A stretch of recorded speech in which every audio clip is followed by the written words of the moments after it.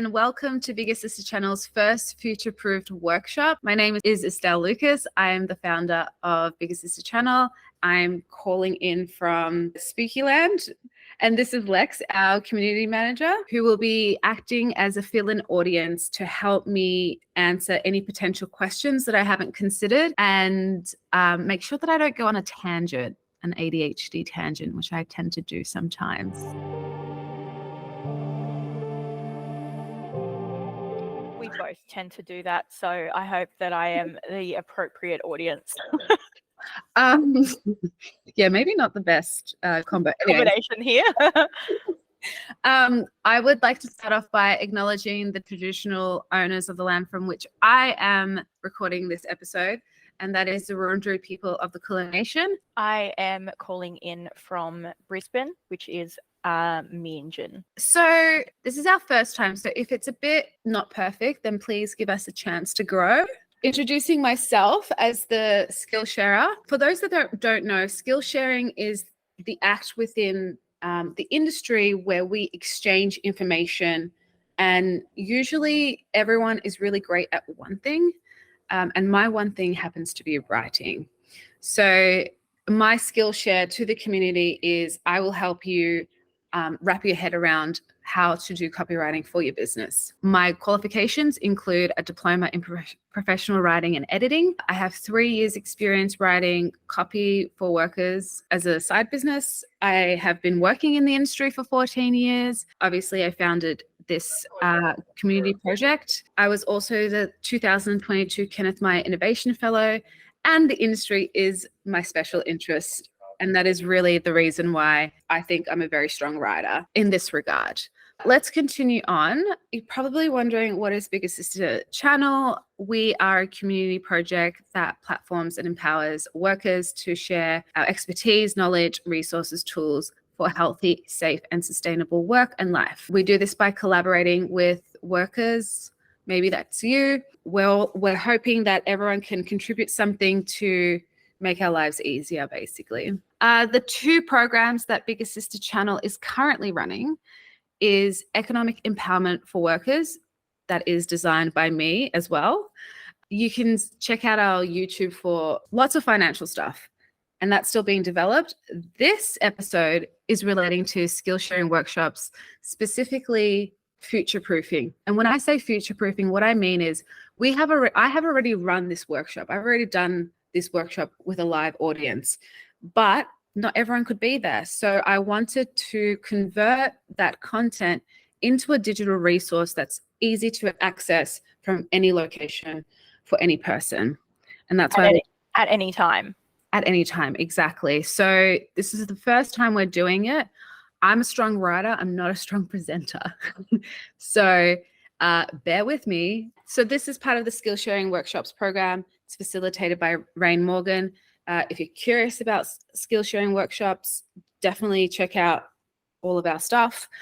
We cover a whole range of topics depending on the worker who volunteers to Skillshare. Could be you. Maybe you're great at finding cheap but high-end lingerie. I don't know. Maybe suggest mention a couple of the previous Skillshares that we've had, for an example. True. So we've done photography with a photographer.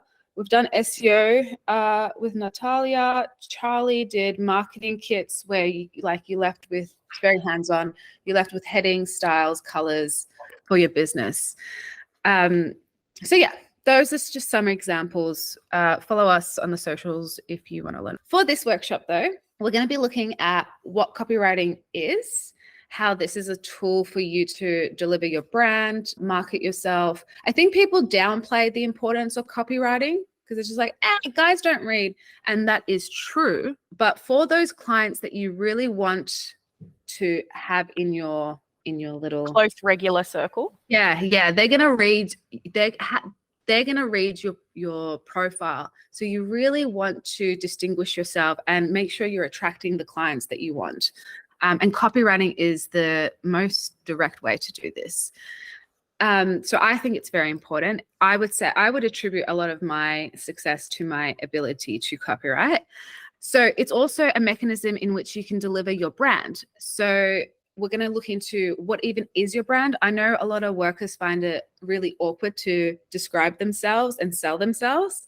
But I think if you figure out what your brand is, it's a lot more easier to do that, because you're not actually talking about yourself, you're talking about your brand. And this is what's going to distinguish you from your peers. How to structure your copy. So if you can plan this out, it becomes less cumbersome for you, and it can help you understand what you're trying to achieve with your copy, whether you're trying to, what are you selling? How are you selling it? That's what I mean by a structure. It's a skeleton. It's something that you'll flesh out in the next step, which is how to write with ease and flow. And we'll go through that all today. You probably, if you don't know already, we're just going to talk about what copywriting is in this industry. Lex, do you think you know what the answer is to this question? Not specifically.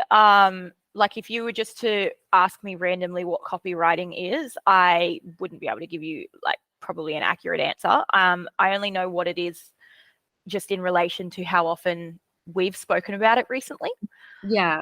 But I don't want to give an answer and have it be completely inaccurate. So copywriting can be considered any of the text that accompanies your business. So it could be your website, it could be your ads on the directories. The text that you send clients wouldn't be considered copywriting. It's more advertisement. It's kind of your first communication besides the pictures. The pictures are what your clients first see. The second thing is, this is how you convey your voice. This is how you convey your personality. It's a very powerful tool to represent yourself. I've actually looked at Lex's profiles lately and I've been like, Lex, you need to improve your copywriting, because I think a lot of people don't know how to do it. And if you don't know what you're doing, you sound like everyone else. And writing is definitely not my strong suit. And to be honest, the only reason that I have what I do have is from looking at other workers' ads and finding what I liked in what they had written, and then just changed it to apply it to myself. Yeah, that's a pretty common tactic. Hopefully this structure that I'm going to give you is going to make that is going to help you, so you don't have to do that. Or when you do look at other workers' profiles, it's simply for inspiration. Because I have seen, because I'm a copy editor, but I'm also a copywriter, I've been able to notice when people have been copying other people's copy, and then you just sound like all the same. So glad I didn't answer what is copywriting, because in my head, it's the literal term of taking someone else, like almost plagiarizing. Copywriting. If you copyright something, then that's yours and you can't use it for someone else. And so that's what I mean. I understand what the context is in referring to the term of the word copywriting, but then applying it to the industry, it takes on a new definition. Yeah. And you should be pretty deliberate with your copy. Some people just flip on an ad and they're like, why isn't anyone contacting me? But they haven't made themselves compelling or appealing. Your copy is how you do that. We call it copywriting, I think, because writing is such a broad term. It can mean anything. So copywriting has a very specific definition. Same thing with copy editing, is when you edit your own sort of writing, or you get a copy editor to do that. Anyways, let's go into how you would start to write the perfect copy for your brand. Now, I've broken this up into 3 steps. The first step, and we're going to go into this in depth. The first step is to identify your brand. If you don't know what you're talking about, if you don't know how to represent yourself, it's going to be painful to write your own copy. So the first step is to identify what exactly it is that you're selling. The second step is to structure your copy. What I mean by this is so that you're not just writing for the sake of writing, or you're writing without a purpose. A structure is really going to help you contain and achieve whatever outcome you're trying to achieve with your copy. Headings is a good way to do this, but those are things that you'll remove later. They're just to help you understand what you're trying to do with this process. And the third step is to pitch it or to write it. I'm going to suggest doing some dot points that help you understand what that paragraph with that heading is trying to achieve. That way, you don't get stuck going, oh, how do I describe how I make people feel or like what my services include, or rather than getting stuck like that, you'll have it all listed down. Are you able to give an example of when you say identify your brand, like an example of that being like, are you marketing yourself as the kinky porn star kind of? Good question, because the next slide is just some prompts to help you understand your brand. This is we could talk about branding. This is a whole nother workshop. We could talk about this for ages, but your brand is super important. Some people are like, I don't have a brand. Yes, you do. Your brand is like your taste, your flavor. It's the scent that you have. It is what makes you you. For me, mine personally is centered around pop culture and the nerd sort of gamer. Yeah, I definitely have that like gamer girl sort of appeal for a lot of my clients. And we won't go into it for this workshop, but there are aspects of branding that are outside of your control, like how you kind of look, like whether you wanted to, like, 'cause I think you're stuck with the gamer girl aesthetic, and people will pigeonhole you to that. However, you can use that to your advantage if you're strategic about your branding. But there's also things that you create for yourself. So there's things that you can't control and there's things that you can control. But for the purposes of writing your own copy and understanding what you're writing, you need to understand at least the bare bones of your brand. So keep in mind, your brand is not a single, like, ta-da, there it is, and there it is forever. It's something that grows with you. My brand has evolved over time. I think I started off as like a real high-end mysterious person, and I started opening my mouth, and and I can't help but be authentic. It's like a curse. So I mean, it comes with being neurodivergent, I think. Yes, exactly. So, and I had to roll with the punches there because I can't keep my mouth shut. So I had to make it a part of my brand. And I always say this to people when they're like, what's my brand? A lot of people go for high end. I've always discouraged people from going high end because then you're in competition with like 70% of the market. Go high end if that is you as a person, sure. But if you're not that person, which I'm not, it comes crumbling down in a few years because it's tiring to keep up that brand.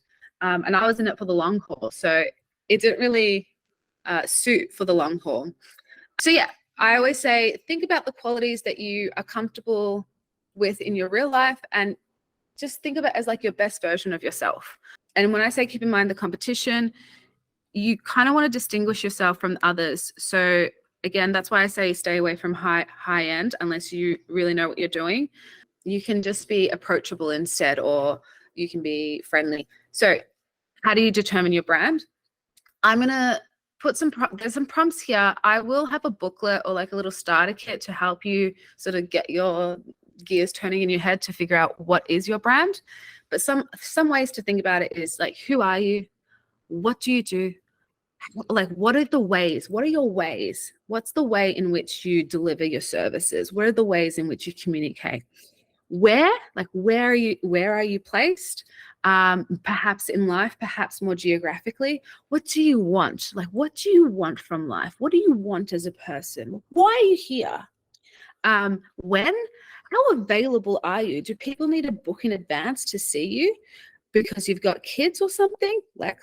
Or are you a readily available person? These are all things that sort of can make up your brand.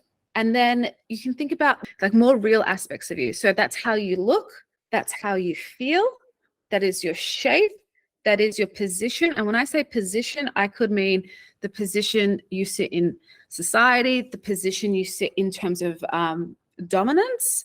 It could be the position you sit in social situations. There's a lot of ways you can interpret that, but that can be an angle in which you can come to it. Vibe, the vibe is, you know what the vibe is, and features. So I use a lot of my features in my branding because I've got, huge cheekbones. So I always, and I have a big smile. So it's always like Cheshire cat smile. Those are some features. If you have parts of you that are very rare, you have to use that. That's like a free bone. run with it. Other things to think about is your attitude. What, like, are you a dynamic person? Maybe you're a bit more shy and like, mysterious. Maybe you're, I don't know, very giving. Maybe you're very dommy. Oh, are you the life of the party? Are you the shy person in the corner? Yeah, exactly. You can use that as a pinboard to get you talking about your brand. What is your voice? Like, what do people hear when you speak? That's another way to think about it. What is your approach? Like, how do you, this relates to your ways. Like, how do you engage with things? What's your personality? How would people describe you? And if you can't answer these questions of yourself because you can't perceive yourself, which is a common problem that people have, people really struggle to perceive themselves objectively. And I want you to do this as objectively as you can, not subjectively. So when I say that, what I mean is I don't want to hear any of your internal dialogue about how shit you are and worthless and blah, blah, blah, blah. You can do that 23 hours in the day. Use an hour to just look at yourself really objectively, how other people perceive you, and use that to build your brand. Don't let that negative dialogue interrupt or distort your brand, because it's not helpful. It's going to ruin your brand, and it's going to show in your branding as well. It's going to show that you're insecure. And as soon as they know you're insecure, they know you're vulnerable, and that's when you get bad clients. So you must be confident. You must be objective. You must be very clear about who you are and deliver that. No ifs or buts, no hesitation, which kind of relates to the next thing, energy. People know just by usually reading my copy. Like, I'm an intense person, and I often get boring people as clients. Why? Because I'm fucking exciting. I have a new story every day. These are very boring people who need excitement in their life, so I'm a good match for them. So that's another thing you can think about, is like, what energy do you bring? Some people are more serene and cool. I wish I was like that. Another thing is values. What's important to you? What matters? These are all little things you can start thinking about your brand. It doesn't have to represent who you are authentically. This is what you're selling. This is what you can get away with. Any questions before I move forward? I was going to suggest, if it is too hard to do that, like self-reflection objectively, maybe even ask a trusted client what attracted them to you. Yes, exactly. I mean, I asked you the very same question when I was looking at your profile. I was like, why do your clients see you? And you were like, because you're very engaging. What did you say? I did probably mention something about being heavily into nerd culture, because I know that is a large portion of why people do book me. Yeah. I know another one has been, depending on the length of time that they've followed my online presence, it has been through my physical transformation, because I have been in a less desirable socially body size. And so I know that was in quotations, because that's a perceptive, like it's very different depending on the people that you ask. But according to society, my body type was less desirable. And so I've attracted clients because they've either gone through similar journeys, or they are self-conscious about themselves and know that booking me, I'm coming from a place of understanding. Yeah. I've had that definitely with clients where they've said that they have seen me throughout this period, and because I'm very open online and I've spoken about my vulnerability, they have then seen that and been like, oh, okay, I'm coming to see you specifically for this reason. Yeah. That's really good feedback. I think that's a really good hot tip. If you can't perceive yourself, ask your clients why they see you, why they keep coming back to you. Let that start to form what your brand is, and start honing into your strengths.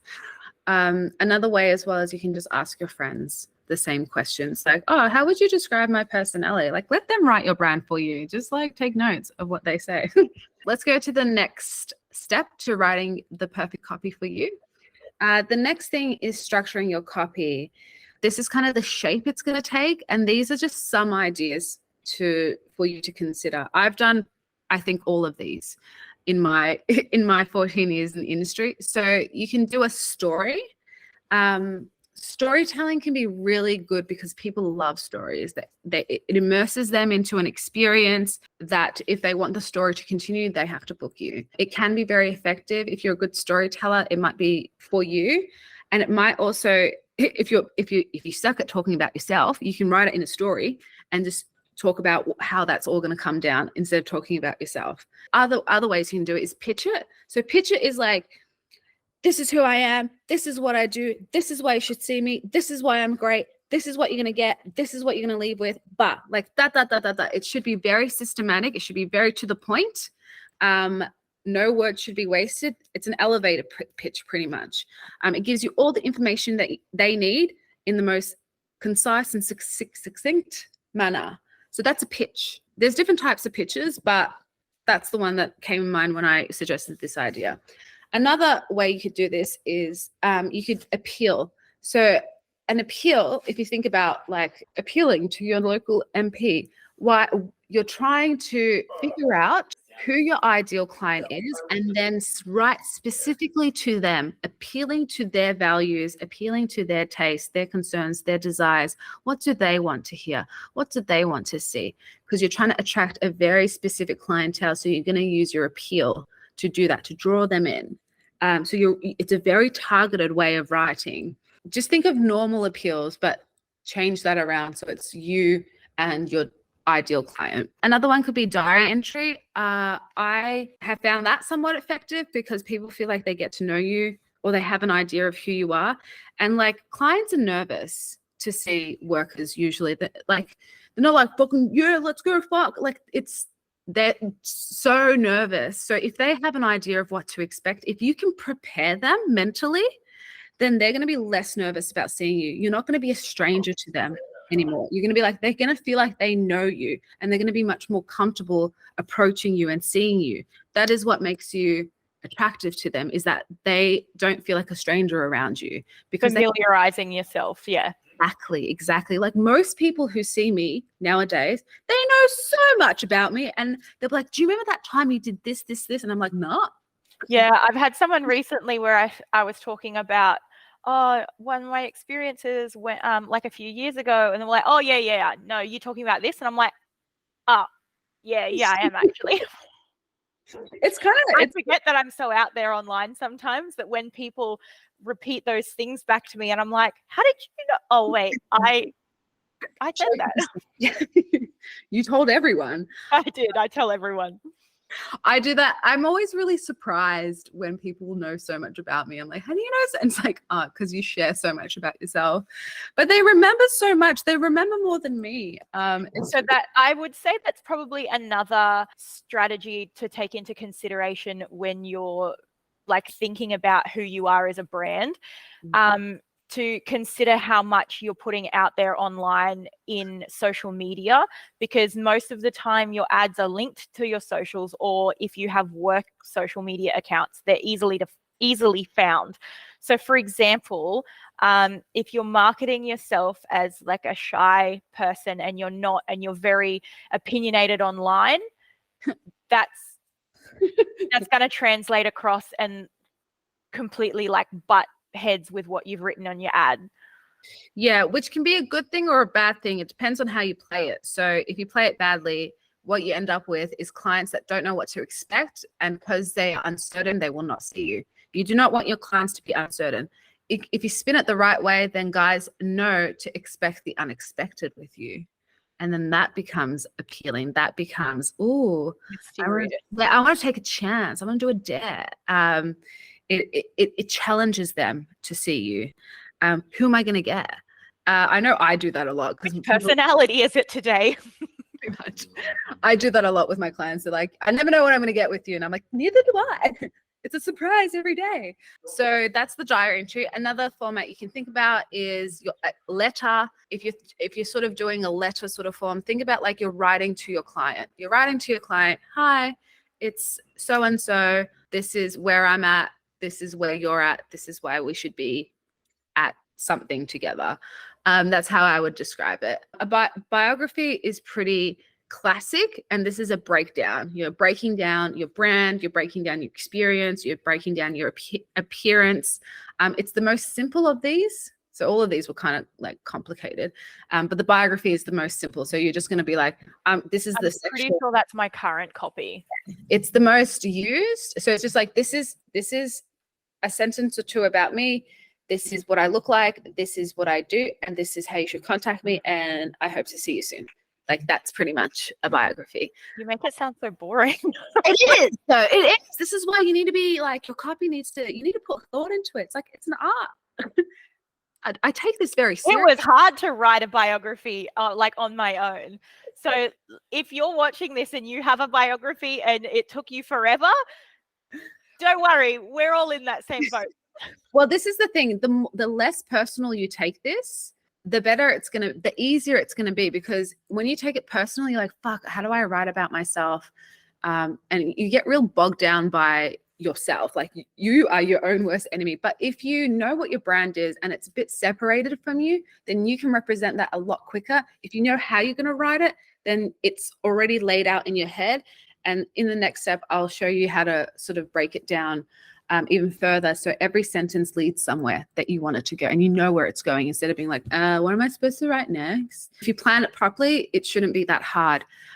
These formats I've offered here just to sort of tap into your creativity, because if you see it more as a creative exercise rather than like a, oh, I guess I have to do my copy, then you might, that joy will come out in your writing.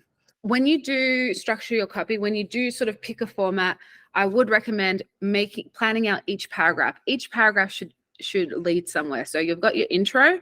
Hi, my name is Estelle. I'm a 32-year-old escort, renowned around the world, blah, blah, blah, blah, blah.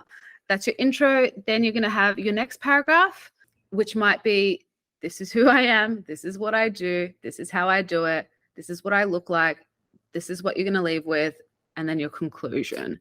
It doesn't have to be long. So the structure can be very short. Like if you use a pitch format, that can almost be like, I don't know, 5 sentences, 6 sentences. And that's some people's branding is that. Some people are like more talk than more action than talk. So if you're that type of person, maybe you want to consider having a smaller pitch, because that represents your brand more accurately. Personally, I meander forever. So a lot of my copy goes for bloody, and I'm like that in person. I can talk forever. So it's a good representation.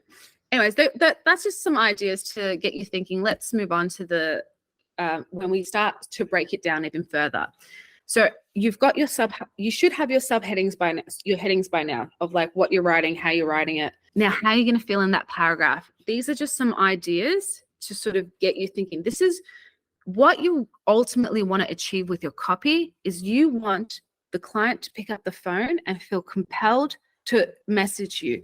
The only way they're going to do that is if you've connected with them, they've connected with you, and you do that through your copy. They want to know more about you. You've made yourself mysterious enough that they're curious. You've allured them, or like appealed to them. Now they have to take it to the next step. This is why you don't show them everything. If you show them everything, there's no mystery left. They figured you out. It's done. It's done. It's dusted. They think they know you. But if you leave a little bit more, like something to look forward to, then and some assurances as well. Like guys want assurances. They want to know what they're in for. They want to know what they're paying for. It's an expensive activity. They want to know what they're getting. So this is really how you communicate that outside of your pictures and outside of their imagination. So some things that they might want to know is, what are you giving a client that they will keep long after the booking has finished? If you can't answer this question for yourself, ask your clients. This is really important, because this is going to be a cornerstone for your brand. This is really going to help you figure out what you want to include in your copy, and it's also going to help you wrap your head around why a client will come back to you.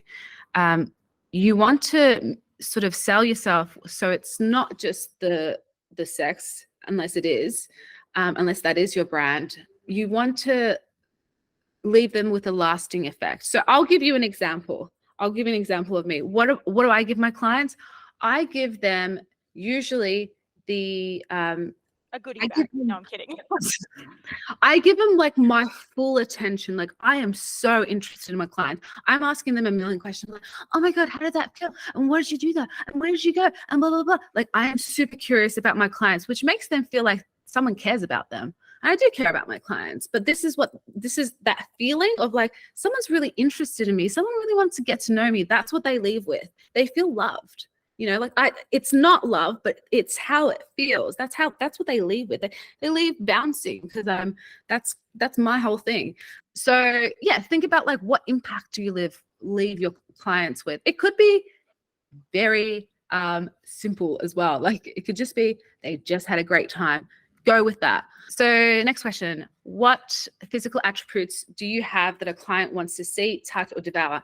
Now, again, we go back to the problem of struggling to perceive yourself. If we're going to look at this more objectively, women usually femmes are the ones that dominate the industry. We have stuff that no one else has. Well, a guy thinks no one else has. And that's what they want. They want to feel like your breasts because it's fucking amazing. We take this for granted. We're just like, oh yeah, I have a female body, whatever. We don't, and because our default state is like to be desired, we don't know what it feels like to lack that. You can deliver that to them. You can use your body, these things that they don't have, to attract them to you, because they can't have those things without you.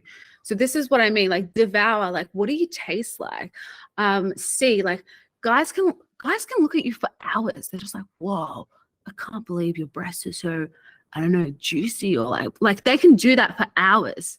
They're so amazed by it. So you can play on that. Because guys are visual creatures. And if you do have like pretty good photos that represent you well, you can complement it in your copy and sort of like complete the experience in a way so they anticipate what you look like, what you feel like, what they can expect physically. I've explained the female body in so many words by now. I get more creative every time, like, oh, hips that drape like a curtain or something. It can be really difficult, but I think it is helpful for, like, it can be one of those paragraphs. Another thing is, what does your client want to feel that you can provide? Clients see workers because they want something. They want to feel something. They want to experience something. Identify that, and you can start pitching towards it. You can start appealing towards it. Obviously within your control. So don't promise something that you can't deliver. I'll give you an example of me doing this. I always say to my clients, like in my copy, you'll see I'll bend over backwards to please you, which is what I'm trying to say there is I will accommodate my clients in many, many ways. And this is just what I'm like as a person. I always try to make people feel comfortable. I always want them to know that I'm going to be giving them the best effort that I can. But people sometimes misinterpret that as like I provide like bareback services. So it can be, this is what I mean by don't overpromise. I think I overpromise in my copy, but I also think people who want to see what they want to see will see what they want to see. So keep it within reason. Don't disregard anything. Your presence is often providing much more than you give yourself credit for. So what feeling are you giving people? Think about that. Next thing that you can consider, what makes you special and would be difficult for clients to find elsewhere. I generally, for example, I play up my authenticity now. So remember I mentioned there was a time where I was sort of more high end and then my personality came out and I couldn't shut up. Well, I had to roll with that. So I also use that as what makes me special, because most people are private in this industry. We don't reveal much about ourselves. So that became my edge. I reveal so much about myself, it becomes attractive because everyone else is so secretive, mysterious, clear. And you can almost work anything to your advantage. I kid you not, I can probably sell anything, even if it's really bad. There's always an edge that you can find with things, but you have to take it. You have to find the edge and you have to take it. And you can't take anything for granted. Try to make this process as objective as you can. You're not representing yourself as a person. You're representing your brand as a business. You are trying to figure out what the client wants, and you're trying to make the connection there. And then the last thing, a way to think about it as well is what will you do with your clients that they will enjoy? So you might want to talk about services. I generally try not to be explicit because and be mindful of the legislation depending on your state. Exactly. I forgot about that actually. I will touch on that in a bit.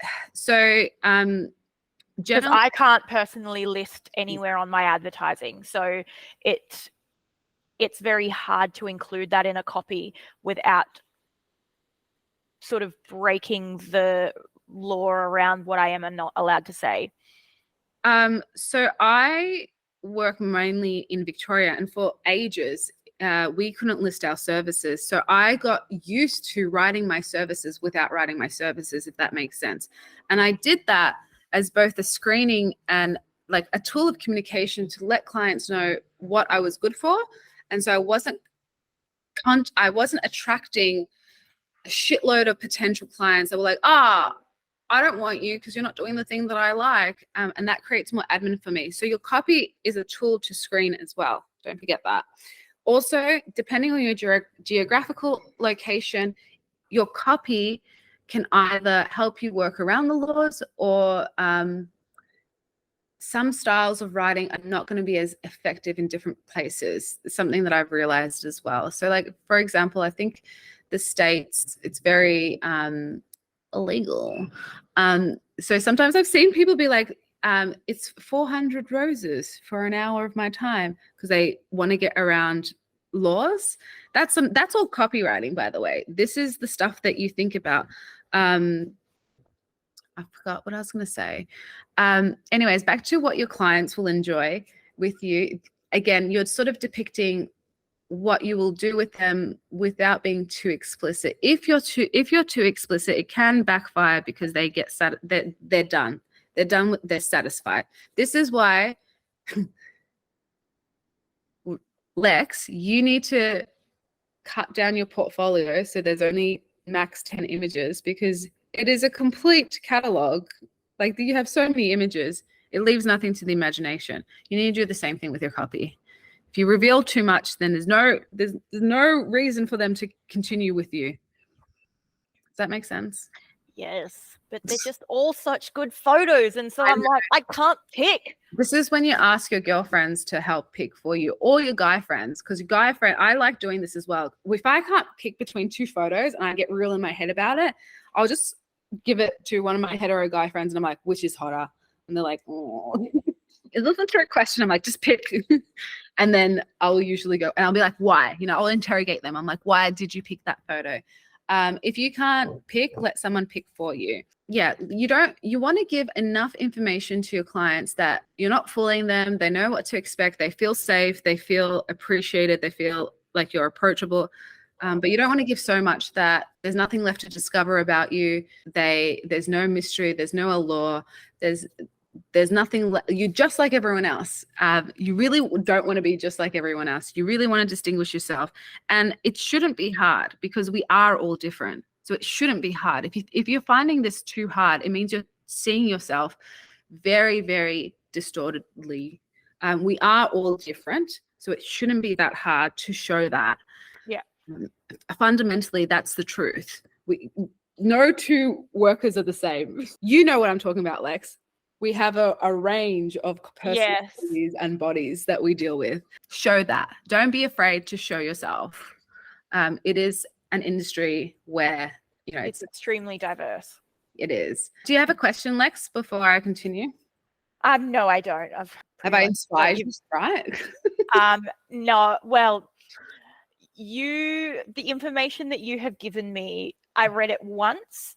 I skimmed it, I should say, because it was a very large email response. It was very overwhelming at first, because it's a big task. It's a complete overhaul, and it feels like a rebrand without actually rebranding. So it is something that can seem very daunting, especially if that's not one of your strong suits, which for me it is not. So for you, this is like water off a duck's back, because it's where you thrive. It's what you're passionate about, and you have so much experience in doing this.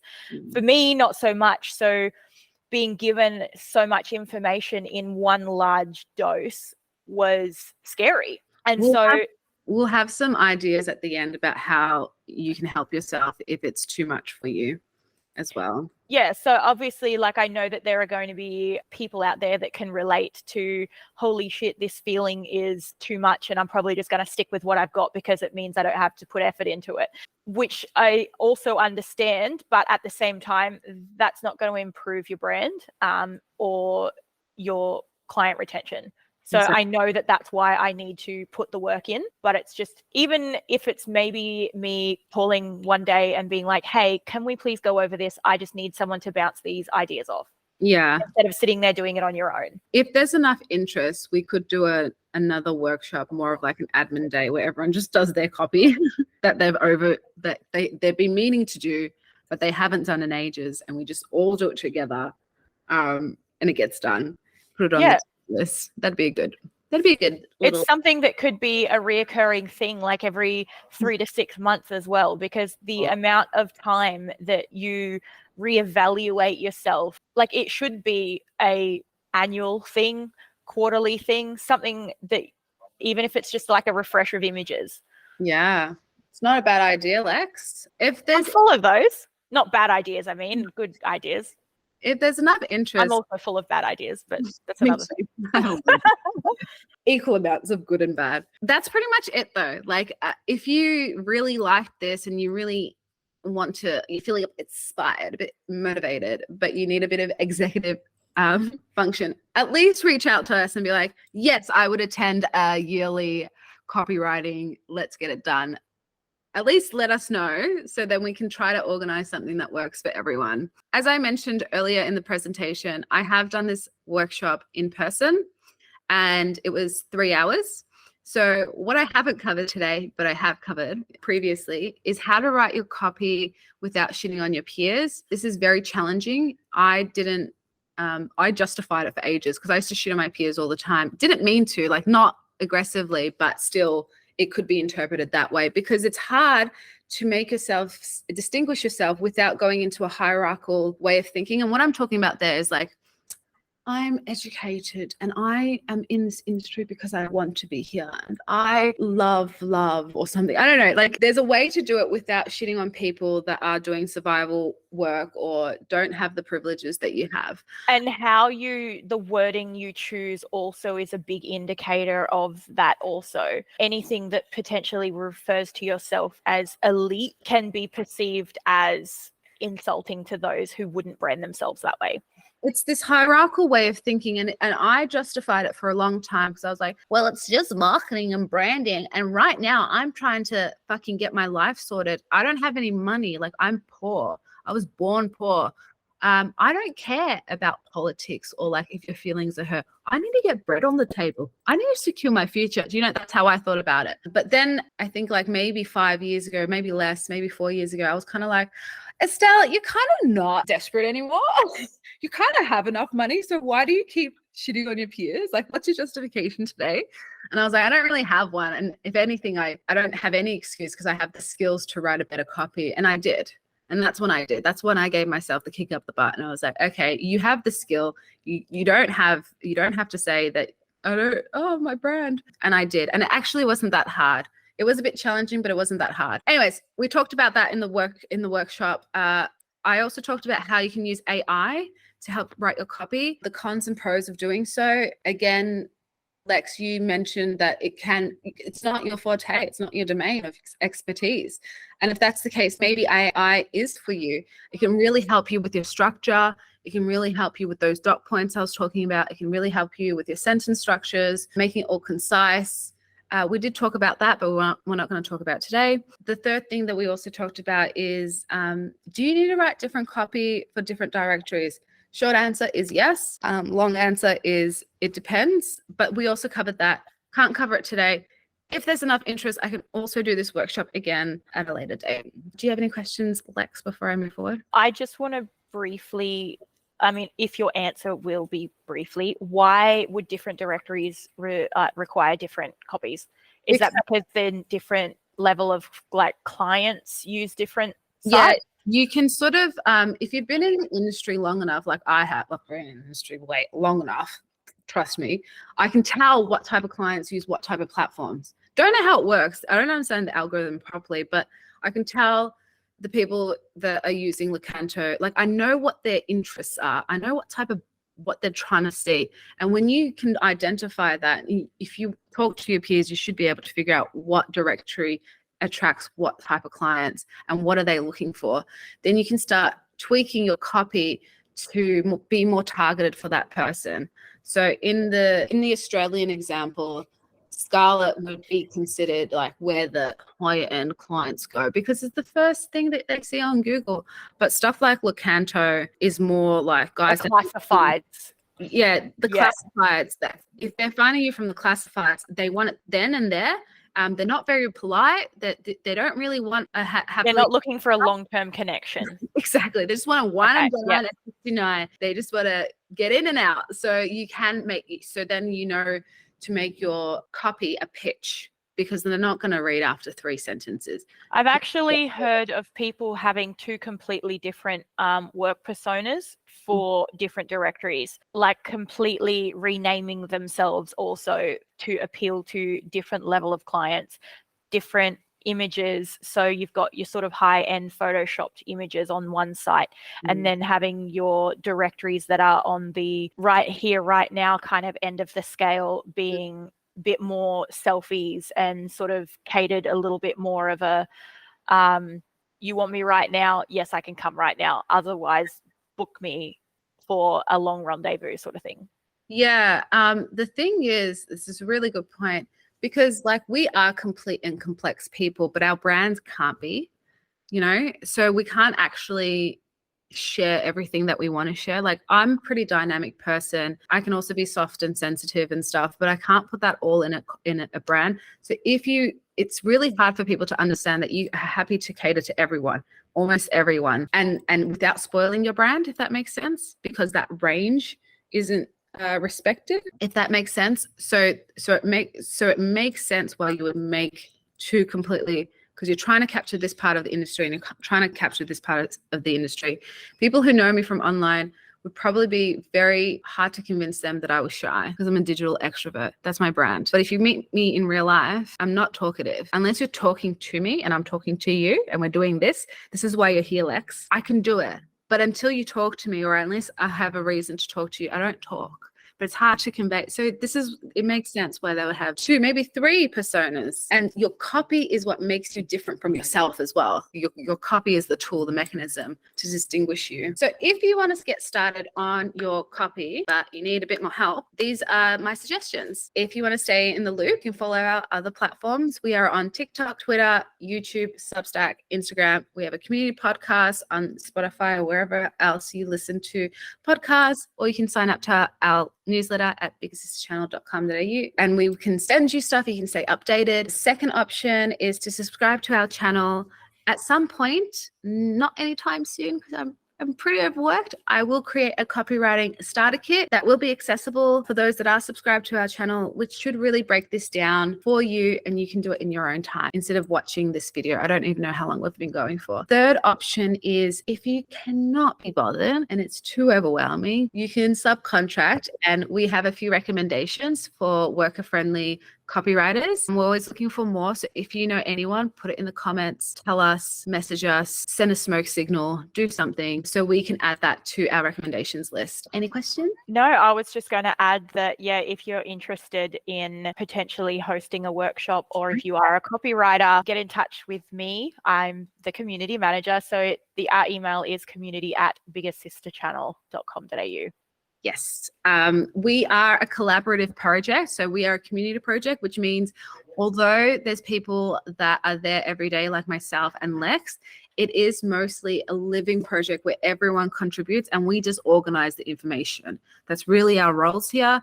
But you need to give us the information. You need to get involved. You need to collaborate for us to organize it all so that people know, who to go to for copywriting and who to go for this and who to go for that. You have the information and we want to distribute it. Yeah, think about it that way. And I want to finish off by saying thank you. This is our first Futureproof workshop. hopefully you're going to see more like SEO with Natalia, or branding, or BDSM with Daniela. Yeah, we've done so many workshops, and I can't wait to share them all with you in the form of resources. I can't wait for more peer education to be out there. And if you like this project, or you like the idea of it, or you like this video, it would mean a lot to us if you could, on your socials, just write a sentence about what you found useful or valuable or helpful about this video, and just tag us in it. Or maybe even share it with someone who you think might be able to find this useful. Exactly. Or maybe you want to do your own workshop as well. Like, there's so many options. But yeah, I'm just really grateful to be able to share my nerdy writing tips in a helpful, conducive way. And I hope to see you at the next workshop. That's either going to be done in person, or we are starting to future-proof like this as well. Okay.